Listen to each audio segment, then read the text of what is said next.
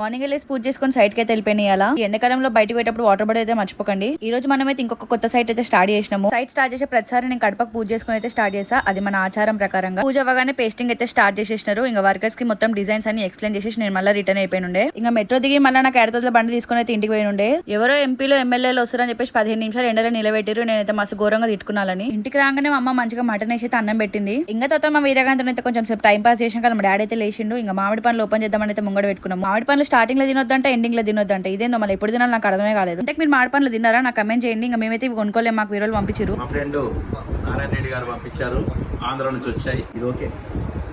ఇంకా నైట్ మా మేకల ఫస్ట్ యానివర్సరీ ఉంటే అక్క వాళ్ళకి విజయానికి అయితే వెళ్ళిపోయినాం. మా బావ హనుమంతుని దీక్ష చేస్తున్నట్ట, సో అందుకే బయట ఫుడ్ అసలు తినడు, కేక్ కూడా కట్ చేయన్నాడు, అందుకే స్వీట్ అయితే తెచ్చినాము. మా పెద్దమ్మ అయితే మంచి గిఫ్ట్ ఇచ్చింది. ఏమి ఇచ్చిందో మీరే చూసేసారు. రోజు పొద్దుగా లేవగా నేను పెళ్లి అయిందని గుర్తు చేయడానికి గిఫ్ట్ తెచ్చినామని చెప్పగానే మా బావ అవుతుండు. అక్క వాళ్ళ పెళ్లి పత్రికను అయితే ఫ్రేమ్ చేపించి ఇచ్చింది మా పెద్దమ్మ. వీడియో నచ్చితే లైక్ చేయండి. Bye guys.